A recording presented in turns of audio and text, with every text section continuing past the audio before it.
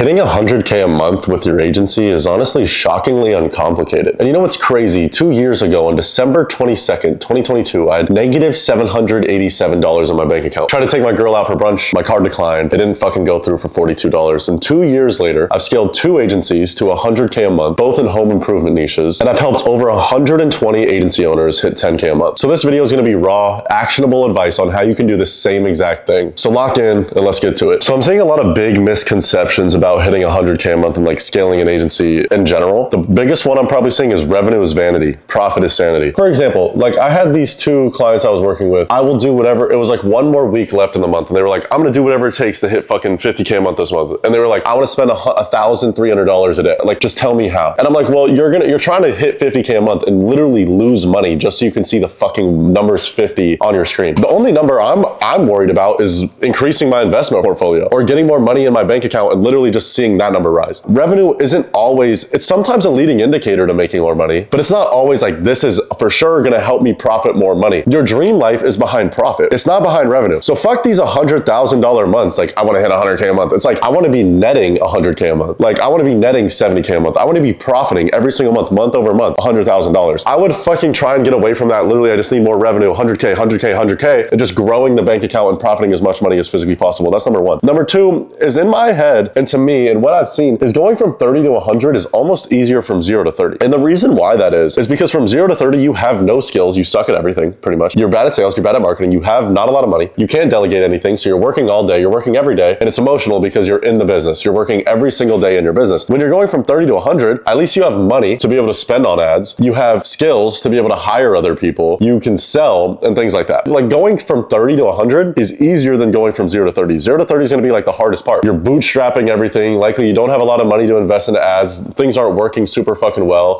You're really emotional. You're demotivated as fuck. So that's the second thing. Number 3 is nothing changes if nothing changes. And all I mean by this is like, if you've hit 10K a month or you've hit 20K a month, or even you've hit 5K a month, you've hit 50K a month, you doing the same things is not going to be the same thing that gets you to 100. Because if you do the same thing, you're going to keep getting the same result. So you're going to need to do featuring Kaleb making some food back there. But you're going to need to do different things in your life if you're going to want to hit different revenue. Different skills are going to be required to hit 100K a month. Hitting 30K a month is just marketing and sales, marketing and sales. And while hitting 100K a month is also marketing and sales, and it's going to be delegation. How can we basically duplicate ourselves within our business to be able to get a closer, to be able to get a setter? How can we ramp ad spend without seeing the law of diminishing returns? There are different questions that we have to answer. And if you're going to try and violently shove the same skills and the same thing you learned to get to 5K, 10K, you're just going to you're going to lose. You're not going to make any money, right? And so you're going to keep getting the same result if you do the same thing. Number 4, you're still a small fry. Even if you hit 100K a month, you're a small business owner. You're not really technically a medium-sized business owner until you're at 300K a month, like 3 million a year. And also, it's not your niche's fault. I see so many people being like, oh, I need to switch my niche.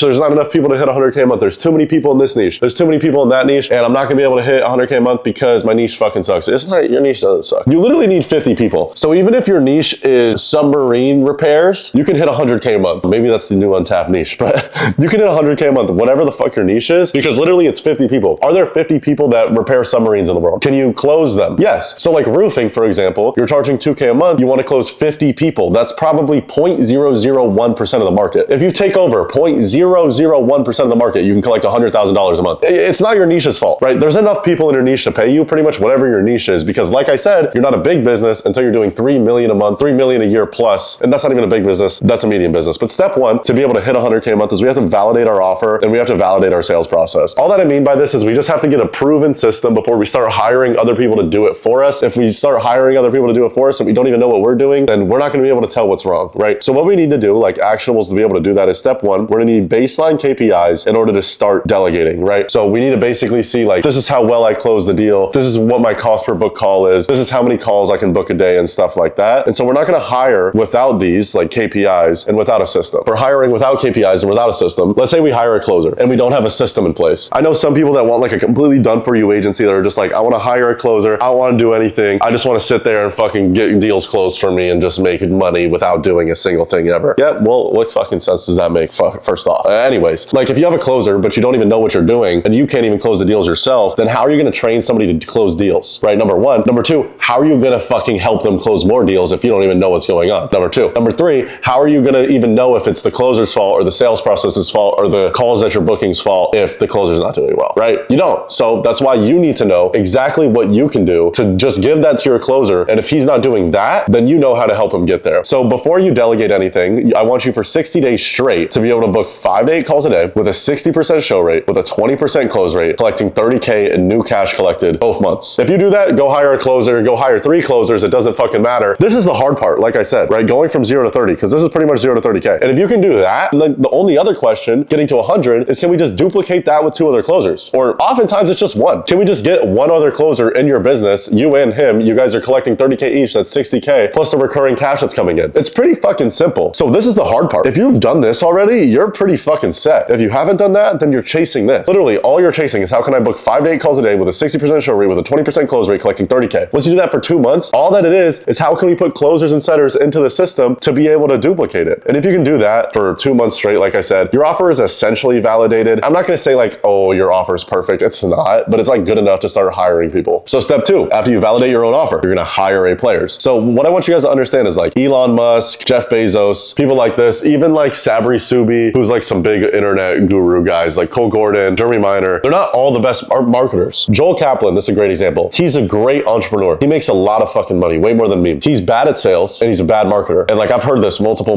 times, but he's a fucking GOAT because he can delegate, he can make decisions as a business owner. These CEOs and entrepreneurs, they're not the best at like technical shit. They're not always the best at like, oh, how can I close this deal and objection handle? Like they're not. But all they can do is allocate their time properly and allocate their money properly on where they're gonna get the greatest ROI. And I say this to get the point across that we need salespeople. A properly ramped salesperson should outperform you because they're salespeople. They're good at sales. I'm not good at sales, right? Like I can hold my ground and I'm good and I can get things done. I'm not gonna sit here and claim I'm fucking Jeremy Miner. Like I'm not. I can do it, but I'm not the best at it, right? And that's why I have people who close deals for me in my agency, so I don't have to do it because they're better than me. But the problem is no A player wants to work for a 20K a month agency. Because think about it, break the numbers down like financially and logistically. A closer like typically gets 10% commissions of all the deals they close. And so like we were talking about with the financial modeling in the last slide, if we're collecting 30K a month in new cash collected and the closer's getting 10%, they make 3K. What good closer wants to make 3K a month? No, they're gonna go on some other offer where they can make 10, 15, 20K. So basically,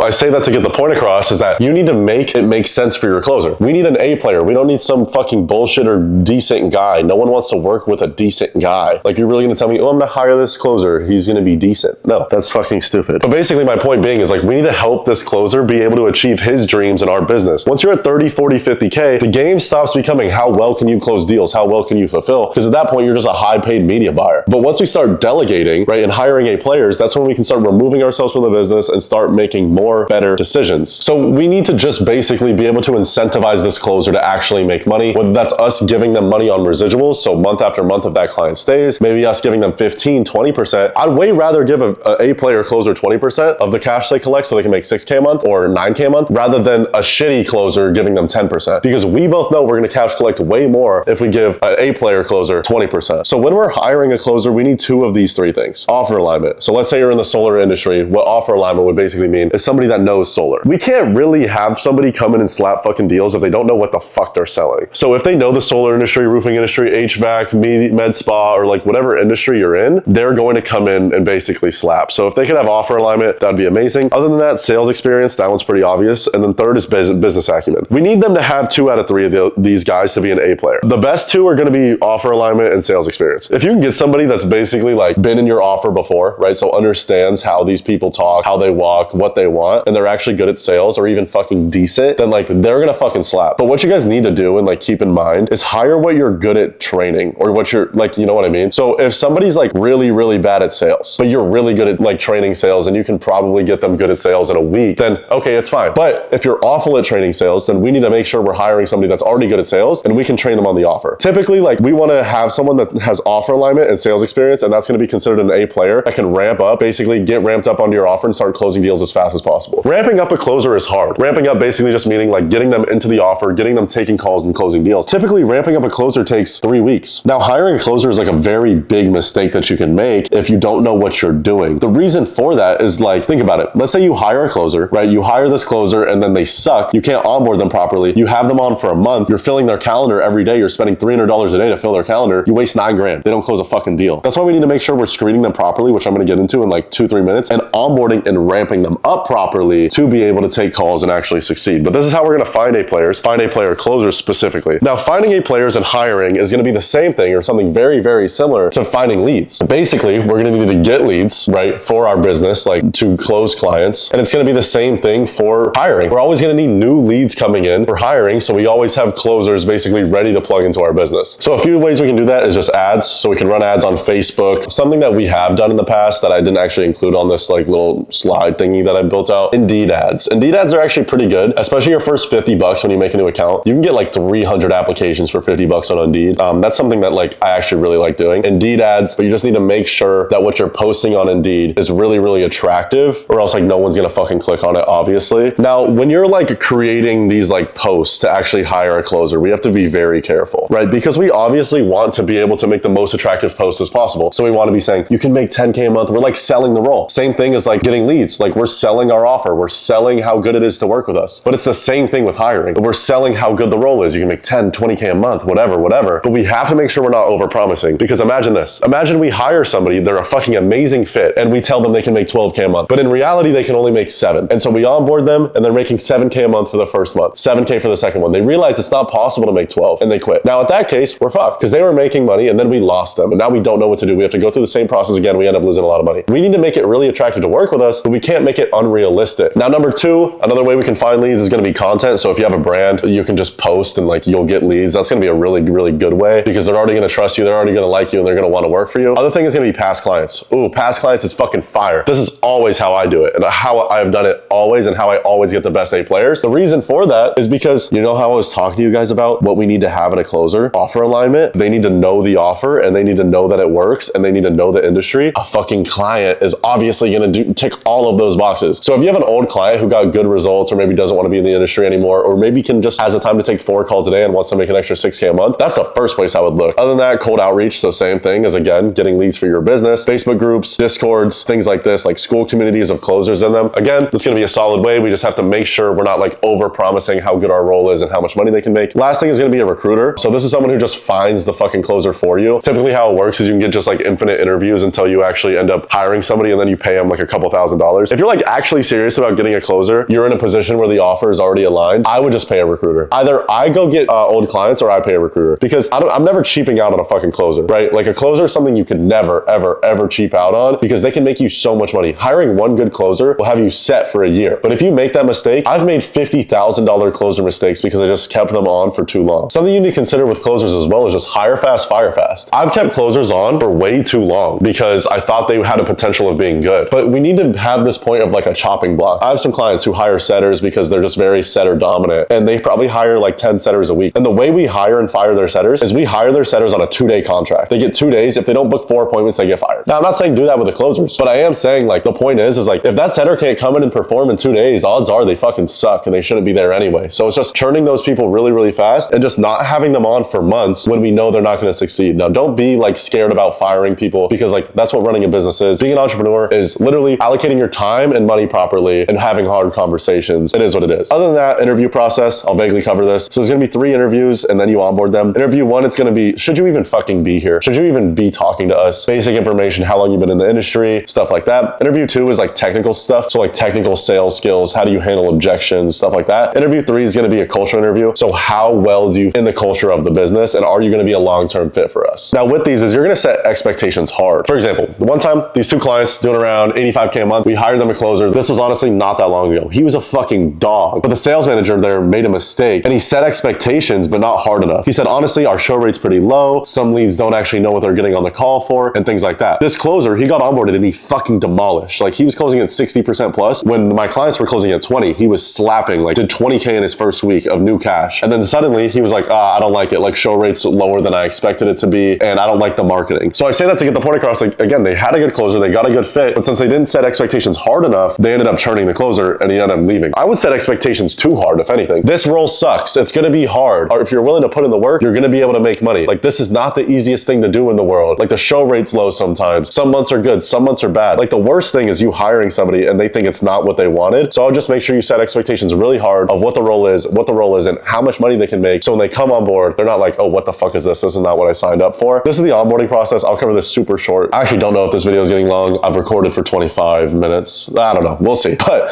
so hiring and onboarding a closer is we're going to interview them, make them the offer, etc. that, we're going to do an onboarding call. On this onboarding call, we're going to go over expectations. So what their expectations are in the role, outline sales and like training for the next week, culture, scorecard, and commissions. This is basically just going over the role, how much money they're going to make and things like this. On this call, what you need to the one thing I would make sure to do is go over the culture, right? So what you guys prioritize there, show them like where they're going to get help and access to everything. And the third thing is go over commissions with them and make a plan with them on how they can achieve their goal income. So say, John, how much money do you want to make? 8K a month. Go through how many deals they have to close at what percentages and things like that to be able to hit 8K a month and to just basically be able to succeed at the role. And then John or your closer is going to make his whole day around that. Salespeople, what the fuck is wrong with me? Salespeople are fucking animals. Like these guys eat what they kill. So if you give them a path to be able to collect 8K a month, like in personal income, and that's their goal, they're going to revolve their whole life around that and build their whole life around being able to make that amount of money. But basically how it's structured is Monday, we're going to do training on the offer to just learn about the offer, learn about what you sell, learn about your avatar, stuff like that, and go over testimonials in the morning just to be able to have conviction in the offer and sell it. And then afternoon, just sales training. So go over the script. Tuesday on call SOPs. So like that would be like actually like what to do on the calls. So that would be like how to collect payment. What do you do after you close somebody? How does the discovery work? Do you have a pitch deck? Do you have like ad accounts that you share during the pitch? And then afternoon sales training. And then Wednesday off call SOPs. So that would just be like, how do you move people around and go high level? What do you do like when you're not on sales calls? How do you like call people, stuff like that? Afternoon sales training. Thursday pre-call SOP. So how do you follow up your leads? What do you do in the morning? Stuff like that. Afternoon sales training. And then Friday, you just do training on like beginning of day, end of day reports. So this is just more technical stuff and kind of like maybe just like a tech call. So like how do you actually use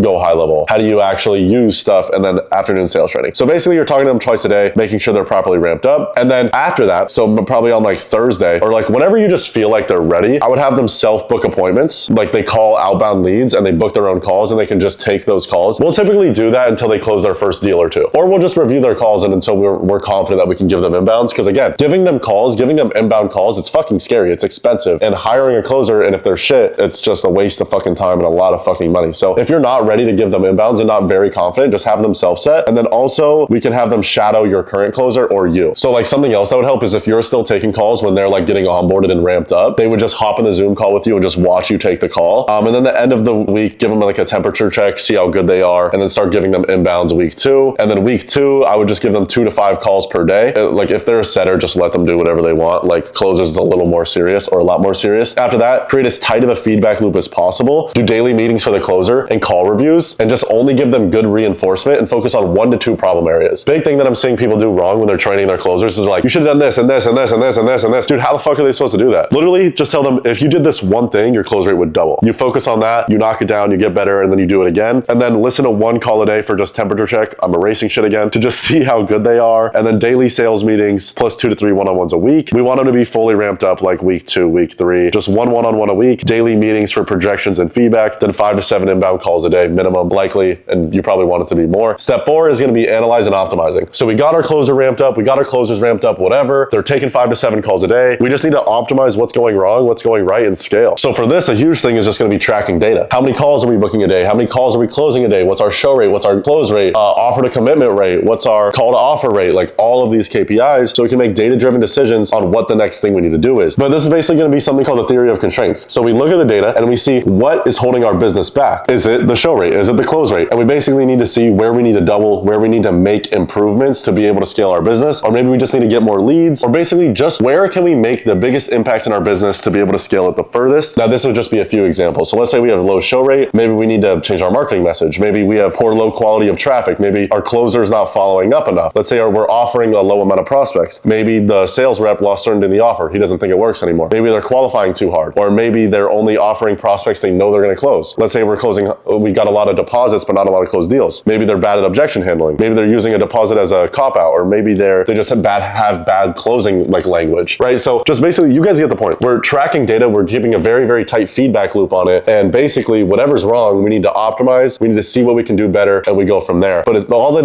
it's about is getting A players, scaling, seeing what's wrong, fixing it, using the theory of constraints. So I appreciate you guys watching as always. If I'm providing you value, click below, subscribe, and I'll catch you guys soon.